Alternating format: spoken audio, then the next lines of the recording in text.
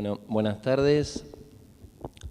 Los agradecimientos de rigor a la organización por permitirme estar aquí frente a ustedes. En especial, lo quiero hacer extensivo a la doctora Piccinini y a las doctores Arizaga e Inés Marenzi.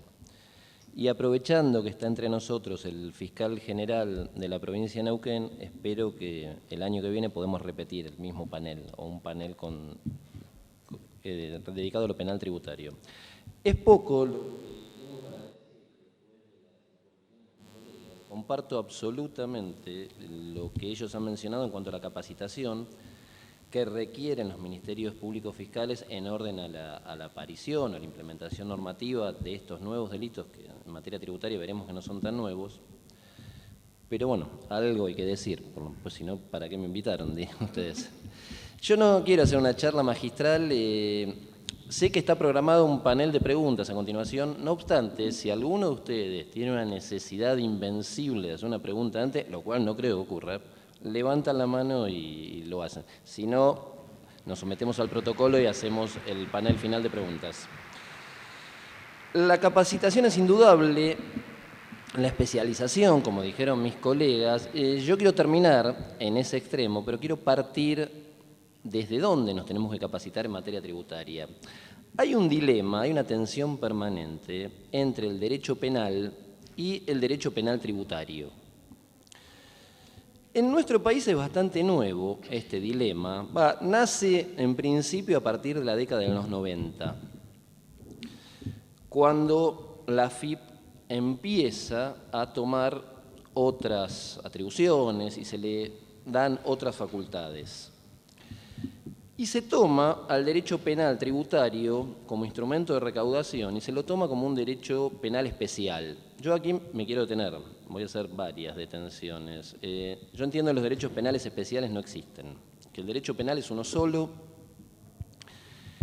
No obstante, como dijo el doctor Riquert, se habla desde la academia, en las facultades tenemos materias propias de derecho penal tributario, también tenemos fueros particularizados. En la Ciudad Autónoma de Buenos Aires, como dijo Marcelo, tenemos el fuero penal tributario, que exclusivamente trata cuestiones de la ley penal tributaria. Tenemos el fuero penal económico, como dijeron los otros colegas, tenemos fiscalías especializadas en materia penal tributaria y en algunos fueros tenemos secretarías especializadas.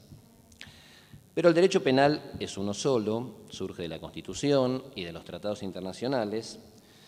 Y lo que no puede caber duda es que se le deben aplicar los mismos principios, tanto al derecho penal como al derecho penal tributario.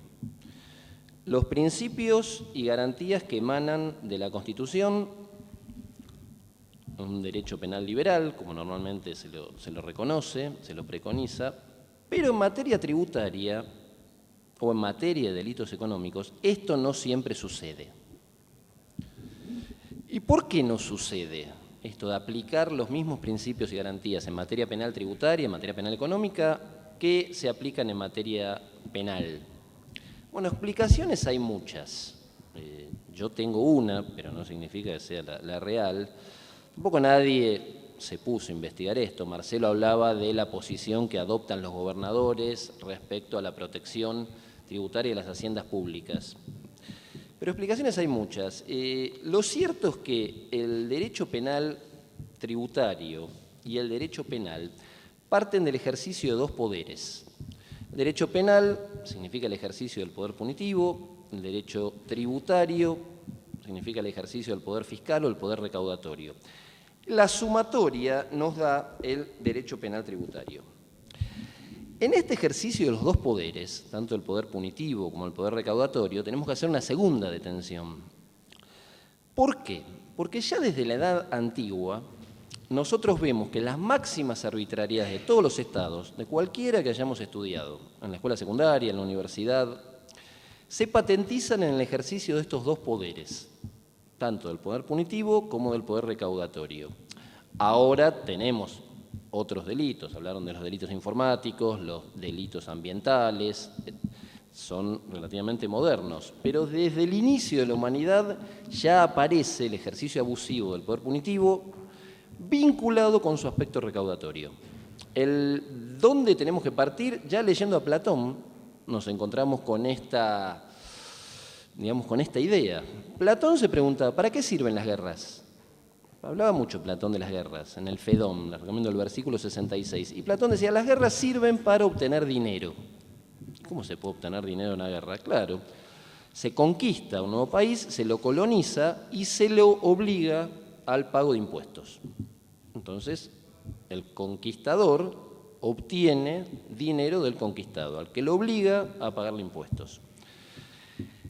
Todas las revoluciones que nosotros hemos estudiado, digo las que estudiamos porque no sé realmente cómo fue la revolución en Guinea, pero ¿cuáles revoluciones estudiamos nosotros en la escuela secundaria? ¿Qué revolución estudiamos? ¿En qué países? La revolución de Estados Unidos, la revolución francesa, la revolución inglesa, todas tienen un componente tributario, incluso nuestra revolución de mayo de 1810, donde era muy fuerte la idea de ver qué se hacía con la aduana. La principal fuente de ingresos del país, tanto a nivel legal, por los derechos de exportación, como de financiamiento ilegal a través del contrabando. También la revolución en Japón, cuando los emperadores querían someter a los pueblos conquistados, las revueltas se producían cuando los emiji, los pueblos conquistados, se negaban a pagar los impuestos que el gobernador les pretendía cobrar. Frente a estas arbitrariedades, ¿cuál fue la solución que la historia brindó? Bueno, aparece el derecho. Aparece el derecho para hacer frente a estas arbitrariedades. El derecho es un saber que normalmente es discursivo a través de una labor interpretativa. Y el discurso, por lo general, se hace para... Veo mucha gente conocida que alguna vez han escrito libros, artículos, etc. ¿Para qué escriben? Además de para tener currículum, que eso nos viene bien a todos, pero en un momento, a ver, Zaffaroni sigue escribiendo y no creo que Zaffaroni busque hacer más currículum. ¿Para qué se escribe? Para personas conocidos. ¿Cuál es el fin último? Comunicar ideas. Comunicar, ¿y para qué? ¿Quién tiene que tomar esas ideas, en definitiva? ¿O a qué es lo que aspiramos cuando escribimos? Que esas ideas que las pueda tomar el juez, que en definitiva va a impartir justicia. Entonces, el discurso se hace muchas veces para proyectar jurisprudencia. En esta materia, esta proyección de jurisprudencia siempre tiende a reducir y atenuar el poder punitivo del Estado, que tiende a expandirse sin límites. Tanto el poder punitivo como el poder recaudatorio, en todos los estados tiende a expandirse. ¿Ustedes pagan más impuestos ahora o hace 10 años? No sé, quizás muchos de ustedes, como yo, están exentos del pago de ganancia, sus familiares, sus conocidos. Siempre el poder recaudatorio tiene que expandirse, el poder punitivo también, porque parten de un presupuesto que es la crisis y la necesidad. En definitiva, a esta arbitrariedad estatal que viene de tiempos inmemoriales se le opone el saber, que es interpretativo, el poder jurídico que está en cabeza de los jueces. Ahora, los jueces no tienen el poder que nosotros, o la sociedad mayormente, cree que tienen, porque los jueces tienen el poder jurídico. El único poder que tienen los jueces es el poder jurídico. Y van a decidir, en el caso concreto, pero van a decidir, en materia penal o en materia tributaria, lo que otras agencias del Estado les pongan frente a sí.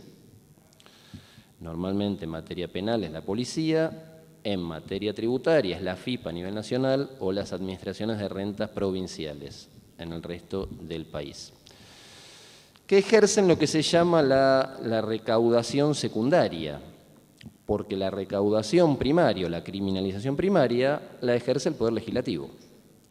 Entonces vemos que la justicia va a intervenir en tercer lugar. Luego que intervenga el Poder Legislativo, que es político partidista, o sea que el Poder Judicial no se elige por elecciones, luego el Poder Ejecutivo, que también es político partidista, y en tercer lugar va a aparecer el derecho. En la sociedad hay una muletilla que normalmente hace alusión a que la justicia es lenta. Sí, es verdad, es lenta. Esto no quiero salvar la responsabilidad de nadie ni justificar nada, pero es lenta porque en nuestro esquema normativo la justicia siempre aparece en tercer lugar y siempre aparece después, no la justicia o el Poder Judicial, que han intervenido los otros dos poderes. Sabemos que el poder punitivo, recaudatorio, siempre tiende a expandirse. Esto es en todo el mundo, no pensemos en Argentina o en alguna provincia en particular. En todo el mundo sucede lo mismo. Y esto es parte del ejercicio del poder político estatal. El poder político estatal normalmente, y en esto dejo de lado Argentina porque estamos transitando el momento que yo les voy a decir, siempre busca perpetuarse. Si no es la misma persona, va a ser alguien del mismo grupo o del mismo partido. No conozco a nadie que haya dicho, bueno, vencido el mandato constitucional, voy a permitir que mis opositores gobiernen para que haya mayor, a fin de garantizar el ejercicio republicano del poder, que haya mayor alternancia. Esto no existe. Normalmente todos los poderes buscan una perpetuación, personal o grupal. Y para esta perpetuación, por lo general, se sirven de la utilización de estos dos poderes, ya sea del poder punitivo o del poder recaudatorio. Para perpetuarse hay que legitimarse.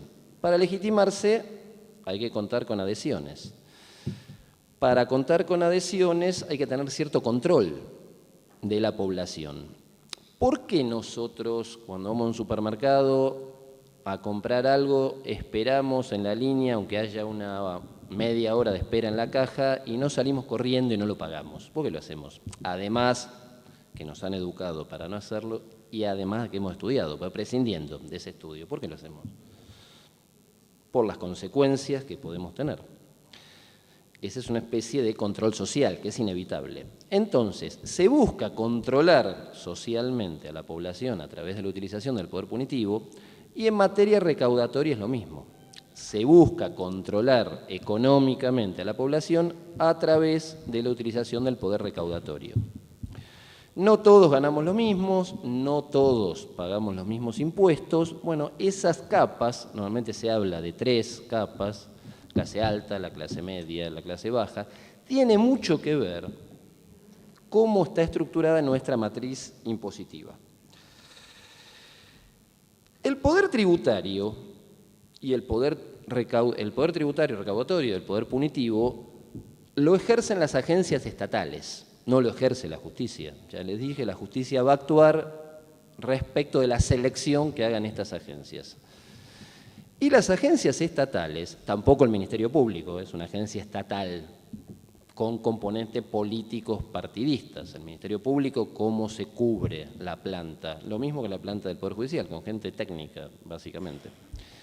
Están ejercidas por los políticos y coexisten técnicos y políticos en la misma dimensión. Tenemos las personas que trabajan en las agencias estatales, que tienen una carrera de 20, 30 años, y tenemos aquellos que ocupan los máximos cargos que normalmente cambian cuando cambian los gobernantes de turno. A veces sucede que sí, la misma persona técnica alcanza el estatus político. Es muy difícil encontrar la concurrencia entre ambos, entre el técnico y el político, porque tienen visiones diferentes. Lo que se observa es que nosotros tenemos técnicos alienados políticamente y tenemos políticos alienados técnicamente.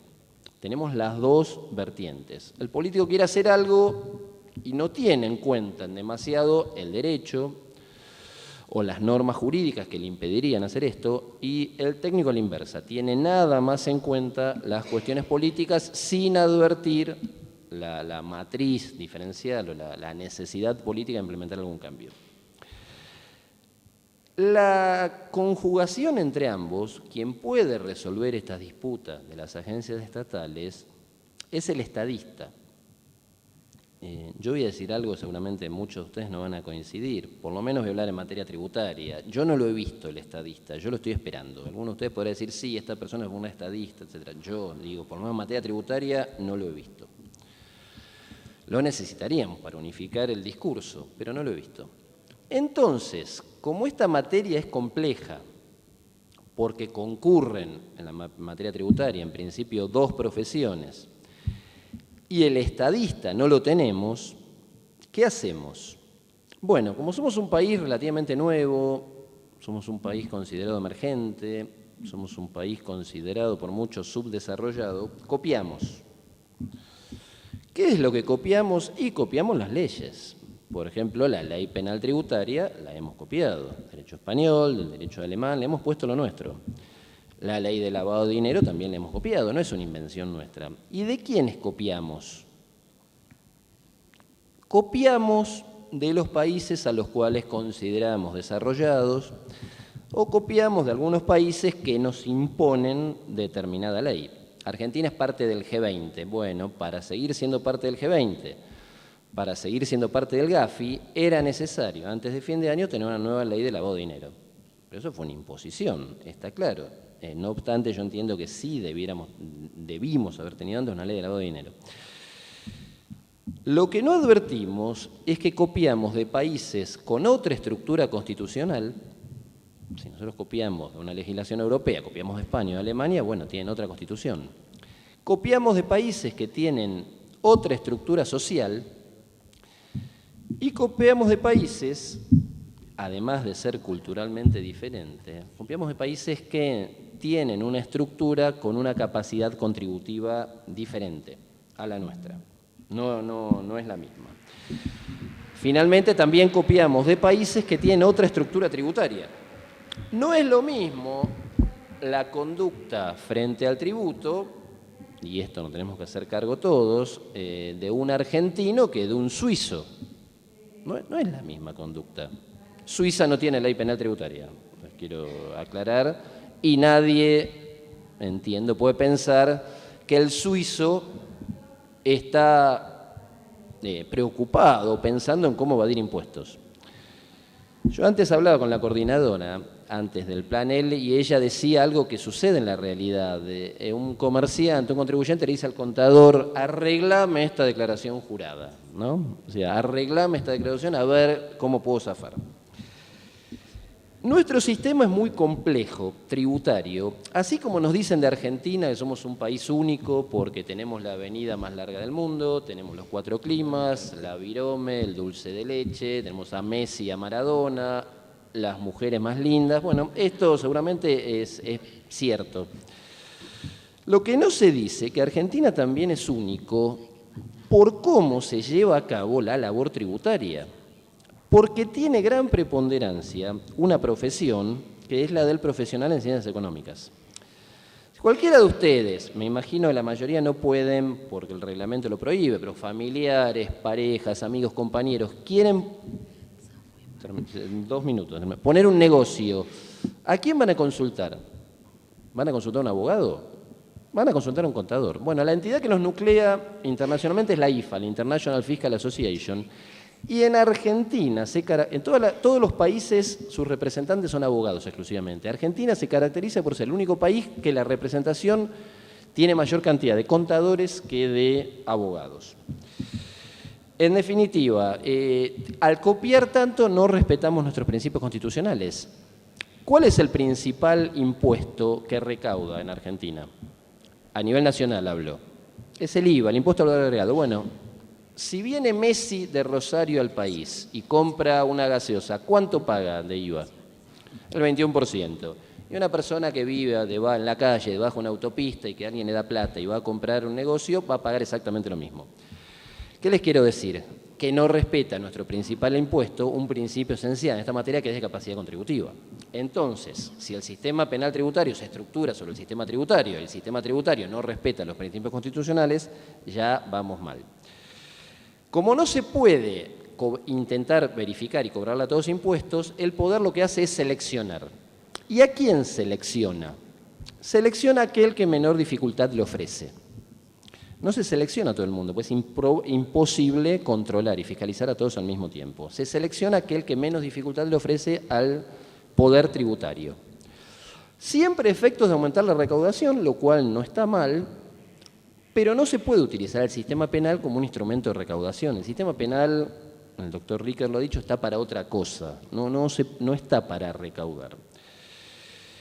Finalmente acá aparece la nueva ley penal tributaria, que se extiende a nivel nacional, en la cual va a resultar esencial la labor del Ministerio Público Fiscal. ¿Por qué? Porque la selección la hace la AFIP o las agencias de renta provinciales, que son organismos dependientes del Poder Ejecutivo, y ya vimos que el nivel de selección lo hacen en virtud de la dificultad.